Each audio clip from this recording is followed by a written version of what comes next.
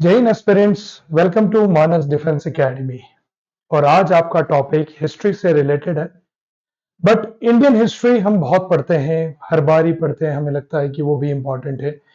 But world history या contemporary history को हम मिस आउट कर जाते हैं, राइट। जैसे फॉर एग्जांपल, जब इंडिया में एंशियंट या मिडिवल या मॉडर्न की हम बात करते हैं, तो वर्ल्ड में भी तो कुछ चल रहा होगा साथ साथ में। चलिए, ये सब तो एक बात की बात है। 1947 के बाद की हिस्ट्री जो कंटेम्प्रेरी वर्ल्ड में आ जाता है आपका, या फिर पोस्ट इंडिपेंडेंस पे आ जाता है, वो भी एक टॉपिक रहता है जो बच्चा मिस आउट कर जाता है। ज्यादा क्वेश्चंस तो नहीं आते इससे, क्योंकि टॉपिक इतना बड़ा नहीं है, लेकिन कुछ क्वेश्चंस आ जाते हैं और डेफिनेटली बच्चे वहां पे थोड़ा सा प्रॉब्लमेटिक फेस करते हैं। तो मानस डिफेंस एकेडमी में ये कोशिश हमेशा रहती है कि जो एक क्वेश्चन भी है वो मिस आउट ना हो। तो हिस्ट्री के भी वीडियोस, इंडियन हिस्ट्री के वीडियोस आपको मिलते रहेंगे, बट आज हम लेके आए हैं आपके लिए वर्ल्ड हिस्ट्री। हालांकि वर्ल्ड हिस्ट्री में इंडियन हिस्ट्री की तरह कॉम्प्लेक्सिटी नहीं है। डेट, टाइम, एज या नेम, ये सब में बच्चे कंफ्यूज होते हैं। थोड़ी थोड़ी मेन मेन इवेंट्स है जिसके बारे में आपको जानना बहुत ज्यादा जरूरी है। कुछ क्वेश्चंस आ जाते हैं इससे रिलेटेड, और इंटरेस्टिंग भी है ये, है ना। तो आज इस टॉपिक को इंटरेस्टिंग बनाते हुए आगे बढ़ने की कोशिश करेंगे। हालांकि हिस्ट्री एक कॉम्प्लेक्स टॉपिक है, इसका जो प्रूफ है, एविडेंस है, ये भी थोड़ा सा कंफ्यूज और डायलेमा में ही रहता है कि कितना सच है कितना झूठ। कई लोग बोलते हैं ये नहीं हुआ है ये इवेंट, कई लोग बोलते हैं ये इवेंट हुआ है, बट एनीवे हमें तो जो किताब में दिया गया है वो पढ़ने का है। तो सारे इवेंट्स इंपॉर्टेंट नहीं होते, कुछ इंपॉर्टेंट इवेंट्स के बारे में पढ़ेंगे। जैसे फॉर एग्जांपल, वर्ल्ड में बदलाव का क्या, कब और कहां से आया, है ना। जैसे अगर हम बात करें तो हमें इंडिया का पता लगता है इंडस वैली सिविलाइजेशन से। चलो वो तो जो भी था, उसके बाद सबसे बड़ा चेंजमेंट आया गुप्ता पीरियड में, क्योंकि वो एक गोल्डन पीरियड था। उसके बाद आया मिडिवल में, क्योंकि पूरी शासन ही चेंज हो गई। हिंदू से हम चले गए दूसरे रिलीजियन वाले कॉन्सेप्ट में।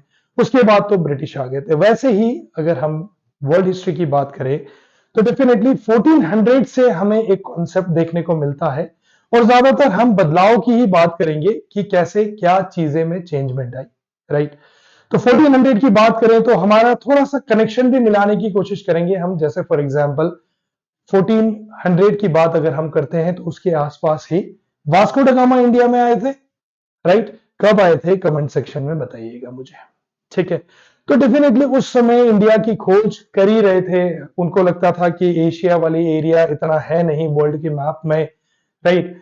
और जो रोमन एम्पायर फॉल होने के बाद डेफिनेटली स्विस कैनाल वगैरह ऑटोमन एम्पायर ने वापस सीज कर लिया था।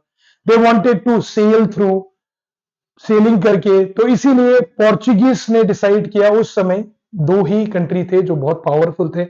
अब बच्चे बोलेंगे ब्रिटेन, नहीं, ब्रिटेन नहीं थे, स्पेन और पोर्चुगल, और इन्हीं के पास सी वॉयजेस मतलब समुद्री यात्रा के पावर थे। तो डेफिनेटली इन्होंने डिसाइड किया वर्ल्ड को डिवाइड करके कि Spain will go to American side, that is the west, and Portuguese will come to the eastern side. इसीलिए हमें मैक्सिको में स्पेनिश स्पीकिंग पीपल, या Latin America that is South America में Spanish speaking people मिलते हैं, but हमारे तरफ हमें पोर्चुगीज मिलते हैं। खैर, ये तो बहुत एक ऑल टुगेदर डिफरेंट टॉपिक है। पर हम मेन, ये तो आईक्यू लेवल के क्वेश्चंस है, आईक्यू लेवल के इंफॉर्मेशन है, बट मेन हम अब पढ़ाई पे जाते हैं। तो 1400 को हम बोलते हैं रेनेसेंस, या फिर स्पेलिंग में रेनेसां भी बोलते हैं, रेनेसेंस अगर हम इंडियन में बोले तो। ओब्वियसली इसके प्रोनाउंसिएशन हम लास्ट लास्ट के को साइलेंस कर देते हैं, रेनेसां बोलते हैं वैसे तो, या रेनेसन। बट अगर हम बच्चों को कंफ्यूज नहीं करते, देखो प्रोनाउंसिएशन का ज्यादा कुछ लेना देना नहीं है। प्रोनाउंसिएशन जैसे स्पेलिंग आ रही है रेनेसेंस, उसी की बात करते हैं, राइट। बहुत सारे अलग अलग कॉन्सेप्ट्स होते हैं, बट यहाँ पे क्वालिटेटिव की बात है, क्वांटिटेटिव की नहीं। पता होना चाहिए क्वांटिटी क्या है, कैसे बोलना है, that is a different thing all together, ठीक है। जब एक बार आ गया तो उसके बाद कहीं पे भी जाके किसका प्रोनाउंसिएशन वगैरह, हाँ, right pronunciation is important, but लगभग लगभग अगर हमें समझ में आ रहा है तो उसमें ज्यादा कंफ्यूजन नहीं रखते। रेनेसेंस की अगर बात करें, रेनेसेंस का इंग्लिश में मतलब होता है एक बदलाव। तो डेफिनेटली वर्ल्ड हिस्ट्री का टॉपिक है, और सबसे पहले हम स्टार्ट करेंगे रेनेसेंस, विच इज जो आया, विच केम अराउंड 1400 के आसपास, राइट। इसका मतलब the change in the western world for ever. हमारे यहां भी हुआ था, पर बात करेंगे उसके बाद। अभी बात करते हैं वर्ल्ड का। तो यहां पे ना सोच में बदलाव आया, चीजों में बदलाव आई, यहां से रहन सहन में बदलाव आया, है ना। डेवलपमेंट्स की बात हो गई, टाउन्स की बात हो गई, साइंस की बात हो गई, इन्वेंशंस की बात हो गई, है ना। इंडस्ट्रियल रेवोल्यूशन हालांकि स्टार्ट नहीं हुआ था यहां से, वो तो obviously that started somewhere other, मतलब 17 के आसपास की बात हमें पता लगता है थोड़ा बहुत कैसे कैसे डेवलपमेंट हुआ। हालांकि स्टार्ट तो कहीं से हुआ ही होगा, किसी ने बनाया होगा, तब जाके उसने उसको और मॉडिफाई किया और नया बनाया। खैर उसके बारे में लेटर बात करेंगे, ठीक है। तो यहां पे सोच में, साइंस में, डेवलपमेंट में, चीजों में, वर्ल्ड एरिना में, किताबों में, पेंटिंग्स में, ठीक है, और इनोवेटिव आइडियाज, है ना, एकदम परवान छूना या फिर उड़ना, व्यूज का उड़ना ज्यादा हुआ इस समय, जिसकी वजह से पॉलिटिक्स अरीना में, या जिसकी वजह से राजाओं को भी प्रॉब्लम हुई। फिलोसॉफिकल की बात करें हम, एक नया आइडिया जनरेट होना शुरू हुआ। तो definitely this was the time, ठीक है। आगे बात करते हैं और डिटेल में क्या कहता है। सबसे पहला point, the rebirth of interest in the art and learning of ancient Greek and Roman. ज्यादातर रोम की तरफ ही शुरू हुआ, क्योंकि उस समय वो यूरोप बहुत बड़ा था एंड रोमन एम्पायर क्या ऑब्वियसली साथ में था। हालांकि that fell down and things change, उसके बारे में बाद में बात करेंगे डेफिनेटली बाद में। जैसे मुसोलिनी वगैरह ने एक कॉन्सेप्ट लेके आया फासिस्ट करके, वो डेफिनेटली और ओल्ड रोमन एम्पायर को रिवाइव करने की बात ही करते हैं। अभी बस just give me few minutes, उसके बारे में भी बात करेंगे। तो स्टार्ट तो यहां से हुआ, ठीक है, and it began in Italy. हालांकि वो भी उसी का पार्ट था। तो rebirth of interest in art and learning of ancient Greece and Roman, it began in Italy. और वहां से वो स्प्रेड होना शुरू हुआ। It spread throughout Europe in 1400। It change the way the people thought about the world. वो कैसे सोचते हैं, कैसे चीज है, क्या कॉन्सेप्ट है। तो आई होप क्लियर हो गया होगा कि रेनेसेंस का मतलब या रेनेसां का मतलब क्या है यहां पे, राइट। कोई भी डाउट है कमेंट सेक्शन में बताइएगा। देखते हैं क्या क्या हमें बदलाव लेके आई है। सबसे पहले तो लिटरेचर में, हालांकि बहुत कोई राइटर्स भी आए, बहुत सारे आए, पर सबसे इंपॉर्टेंट राइटर की बात अगर हम करें तो निकोलो मैकियावेली, ठीक है। प्रोनाउंसिएशंस में थोड़ा सा डिफिकल्ट होगा, because they are somewhere of this European areas. तो डेफिनेटली प्रोनाउंसिएशन में मैकियावेली। तो अगर हम इंडियन मैकियावेली की बात करें तो कौन है? इंडियन मैकियावेली है हमारे कौटिल्य। इनका दूसरा नाम कमेंट सेक्शन में बताइएगा कि कौन थे, राइट। अब डेफिनेटली अगर कौटिल्य की बात हमने की है और मैकियावेली, निकोलो मैकियावेली की बात कर रहे हैं हम, तो डेफिनेटली ये गवर्नमेंट और पॉलिटिक्स में ही जाएगा, राइट। तो क्या किया इन्होंने? In literature Niccolo Machiavelli wrote the prince on the theory of government. Basically ये पावर की बात करते थे, शक्ति की बात, जिनके पास है ही विल रूल, वो वाला कॉन्सेप्ट ये लेके आए थे। लियोनार्डो डा विंसी, इनको कौन भूल सकता है, पेंटिंग में भी थे। ही वाज वर्सटाइल, वर्सटाइल का मतलब कि हर जगह थे, पेंटिंग में, राइटिंग में, इमेजिनेशन, साइंस, ठीक है। और इनकी सोच, इनकी क्या बोलते हैं, सर्वाइवल वाली कॉन्सेप्ट्स, ये सब, राइट। तो इन्होंने क्या लेके आए थे? मोनालिसा। अब पेंटिंग में क्या बदलाव आ रहा था? पेंटिंग में पहले पहले हम सीनरी वगैरह या कोई भी मॉन्यूमेंट्स या नेचुरल चीजें बनाया करते थे, but he started with the realism, मतलब लाइफ लाइक पेंटिंग। जैसे मोनालिसा की पेंटिंग है, बहुत एक चर्चित पेंटिंग है वो। हर बार एक नया इनोवेशंस निकल के आता है उनके बारे में, आपने देखा ही होगा। और वो पेंटिंग आपको भी लगता होगा कि एक अजीब सी लेडी बैठी हुई है और इतना फेमस क्यों है, बट है फेमस। अगर आपको पेंटिंग में इंटरेस्ट है तो रिसर्च करके बताइएगा कि क्या एग्जैक्टली इंपॉर्टेंस है उस चीज का, राइट। माइकल एंजेलो के बारे में भी हमने सुना है, लेकिन सुना सिर्फ है। क्या किया था इन्होंने? Bought new energy and realism, lifelike painting. एक एनर्जी थी उन पेंटिंगों में, right. It was like portray और एक लाइफ लाइक, कि हाँ इस जान है इस पेंटिंग पे, right. Next, new technology like flying machine by Italian artist. कौन थे ये? फ्लाइंग मशीन्स आई नहीं थी तब तक तो। जैसे ऑब्वियसली एरोप्लेन की बात करें तो वो तो राइट ब्रदर्स पे जाता है क्रेडिट, लेकिन इंटेंशंस या आइडियाज या ऐसा कुछ डिवाइस जो उड़ सके, ये भी डेफिनेटली लियोनार्डो डा विंसी ने ही दिया था। पैराशूट वाला कॉन्सेप्ट या उड़ सके वाला कॉन्सेप्ट। तो उस समय जो वन ट्रैक माइंडसेट था वो बदल गया, क्योंकि चीजें बदल रही थी। बदलाव तो आएगा ही ना, बदलाव is something which is constant, मतलब बदलाव तो रहेगा ही और वही कांस्टेंट है, राइट। थोड़ा सा कंफ्यूज मत होना सर, आप कांस्टेंट भी बोल रहे हो बदलाव भी बोल रहे हो। मैं बदलाव को कांस्टेंट बोल रहा हूं क्योंकि वो रहेगा ही, बदलाव आएगा ही, ठीक है। इन साइंस कोपरनिकस ने क्या थियरी दी थी? कोपरनिकस ने ये थियरी दी थी, पहले पहले बहुत सारे कॉन्सेप्ट्स आए ज्योग्राफी से रिलेटेड, लेकिन उन्होंने ये थियरी दी कि सन स्टेशनरी है और प्लैनेट इनके इर्द गिर्द चक्कर लगाता है।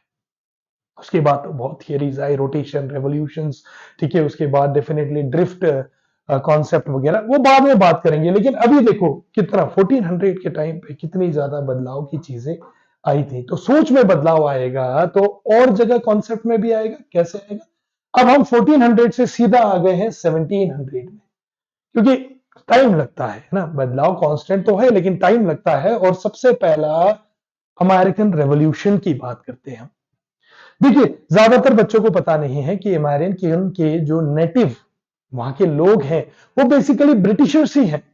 तभी तो आपको दिखता होगा कि यार सेम ही दिखते हैं, गोरे ही दिखते हैं। थोड़ा बहुत मन में वो भेदभाव का कॉन्सेप्ट भी है ब्रिटेन के में, है ना, हमेशा।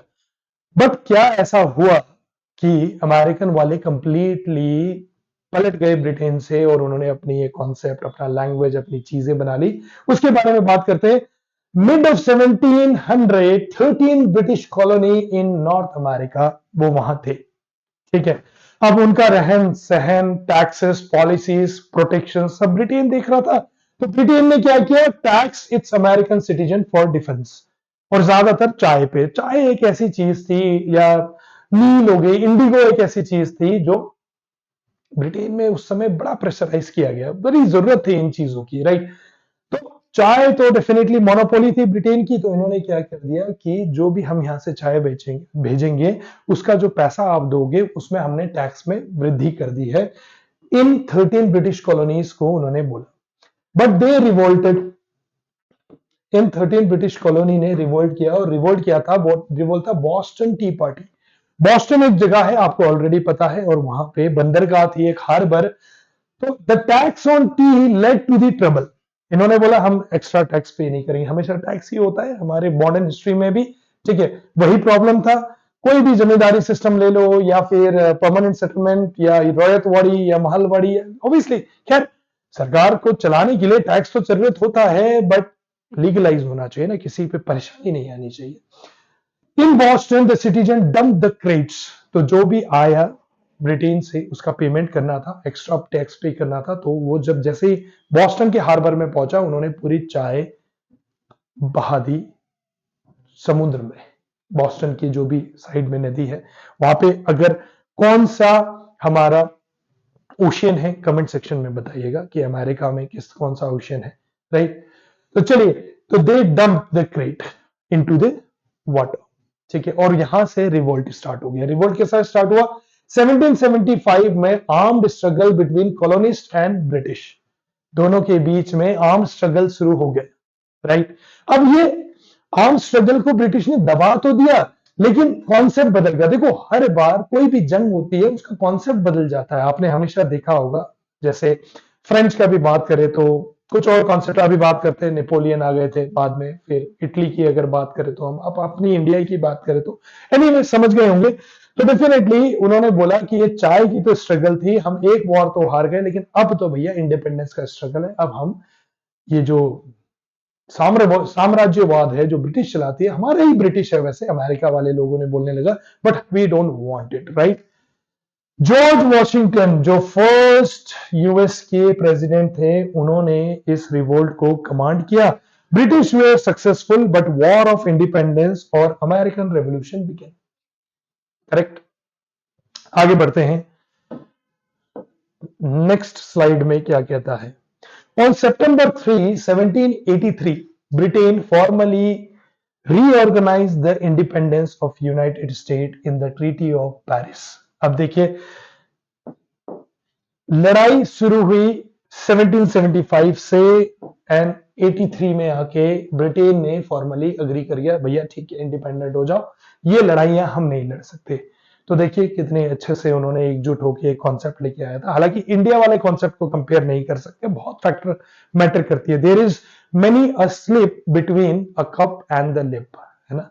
मतलब चाय को, चाय पीने की चुस्की लेने तक में जो डिफरेंसेस है बहुत ज्यादा स्लिप हो सकता है, राइट। चाय गिर सकती है, आपके हाथ जल सकते हैं, तो वो अलग कॉन्सेप्ट है। तो इंडिया और यूएसए का कॉन्सेप्ट बिल्कुल अलग है, बात नहीं करते इसमें। If you want, come to us, join us our offline classes, and then we'll have lot of controversial and argument discussion, ठीक है, argumentative discussions, healthy discussions, लड़ाई नहीं, ठीक है। तो Britain formally reorganize the independence of United States in treaty of Paris, और 89 में George Washington became the first president of America. ये होंगी, लाइक शेयर सब्सक्राइब कमेंट कर दीजिएगा, बताइएगा कि कैसी लगी classes. Join us, I will see you in next video, next interesting video और ज्वाइन करेंगे, and then we'll talk more about it. जय हिंद, ख्याल रखिएगा। I will see you in next video. Thank you.